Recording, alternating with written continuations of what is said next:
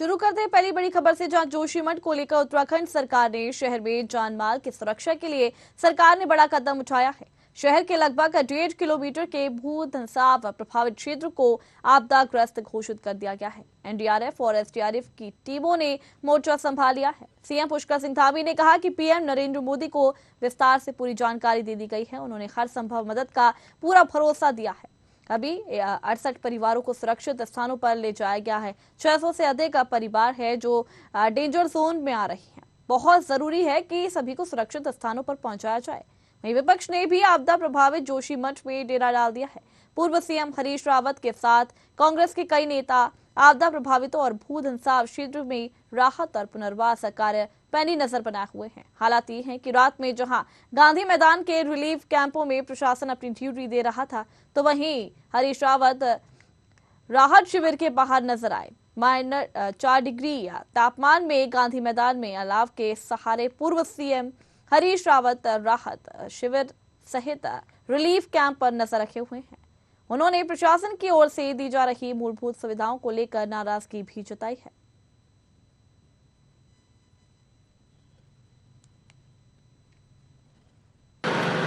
इस पूरे मामले में माननीय प्रधानमंत्री जी स्वयं व्यक्तिगत रूप से लगातार उसकी समीक्षा कर रहे हैं, लगातार जानकारी ले रहे हैं और मुझे भी कल उन्होंने विस्तार से बात की है।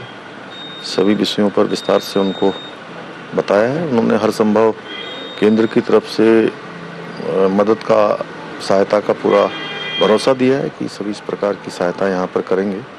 अभी 68 परिवारों को सुरक्षित स्थानों पर ले जाया गया है। लगभग 600 से कुछ ज़्यादा परिवार ऐसे हैं जो उस जोन में आ रहे हैं। तो हमारे लिए सबसे बड़ी प्राथमिकता है कि उन सभी को सुरक्षित किया जाए। सबसे पहले जान माल की सुरक्षा की जाए, उस पर सरकार हर संभव प्रयास कर रही है। मैं भी स्वयं वहाँ पर गया था, लगातार मैं भी बात कर रहा हूँ। मुख्य सचिव गए थे, सभी लोग लगे हुए हैं और हम ऐसे कठिन समय में सारी सरकार जोशीमठ वालों के साथ है, जोशीमठ के निवासियों के साथ है। मैं सभी से अनुरोध भी करता हूँ कि ये समय अनावश्यक बातें करने का नहीं है। ये समय हम लोगों को एक टीम के रूप में मिलकर सबसे पहले जोशीमठ के लोगों की जान माल की सुरक्षा करनी है और शहर को बचाना है। इस पर सभी लोग लगेंगे, बाकी राजनीति की चीजें तो बाद में भी हो जाएंगी।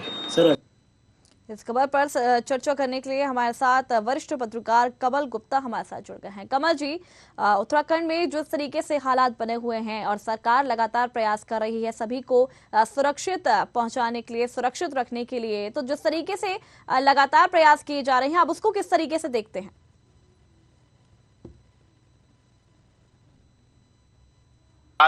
सरकारें कहती है कि हम सबक लेंगे जी, चाहे वो केदारनाथ आपदा हो, वरुणा व्रत की हो। इस जोशीमठ की समस्या जो है ये आज पैदा नहीं हुई। इससे पहले विशेषज्ञों ने काफी रिपोर्टें दी जी।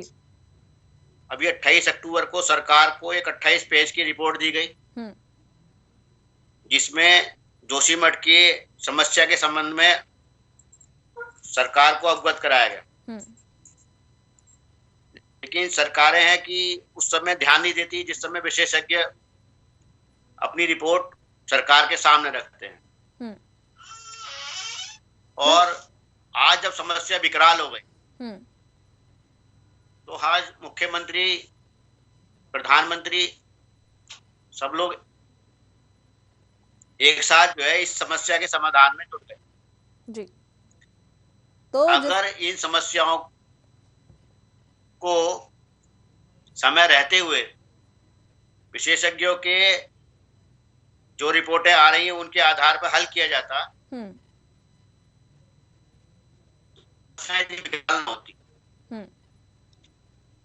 मुख्यमंत्री जी कह रहे हैं कि 68 परिवारों को हमने जो है सुरक्षित स्थानों पर पहुंचा दिया जी,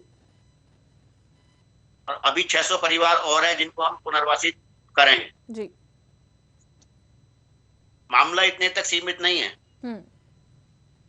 पूरा जोशीमठ खतरे की जद में। और अगर आप देखेंगे तो उत्तराखंड का हर शहर खतरे की जद जी। देहरादून में जो नदियां बिंदाल, टॉन्स, रिस्पना 4-4 किलोमीटर चौड़ी थी, उनकी हालत ये होगी वो 40 फुट चौड़ी भी नहीं बची। हम्म, पानी की निकासी सब तरफ से बंद है, हम्म, अंधाधुंध निर्माण हो रहे हैं, हम्म, सरकार भी इसमें कोई पीछे हट नहीं रही। हम्म, जहां देहरादून में 3 मंजिल का नक्शा पास होता था, हम्म, आज उनकी लंबाई भी बढ़ा के 7-7 मंजिल 8-8 मंजिल कर दी। जी,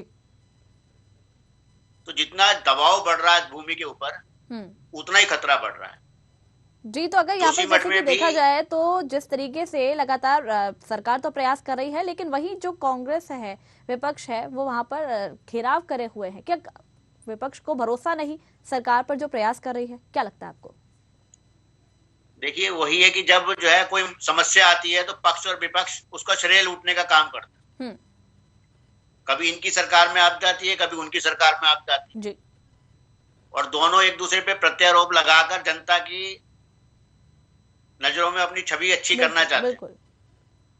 आज आपदा सामने है तो जो है हरीश रावत जी नजर बनाए हुए हैं, और अभी आपदा कांग्रेस के समय थी तो बीजेपी नजर बनाए हुए थी। मोदी जी ने स्वयं गुजरात के लोगों को निकालने के लिए उस समय गुजरात से हेलीकॉप्टर भेजे थे, हवाई जहाज भेजे थे, और अपने लोगों को निकाला। तो कोई भी गंभीर नहीं है इस कि उत्तराखंड को इन आपदाओं से हमें बचाना है। ठेकेदार लॉबी, बड़े बड़े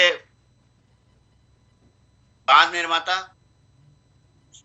सरकारों को, पार्टियों को जी अच्छा चंदा देते हैं, इसलिए सुनवाई उनकी ज्यादा होती है और बाद में मार जो है वो जनता के ऊपर पड़ता है। चलिए, बहुत बहुत शुक्रिया कमल जी हमारे साथ जुड़ने के लिए, जानकारी देने के लिए। तो ये थी आपके सामने पहली बड़ी खबर।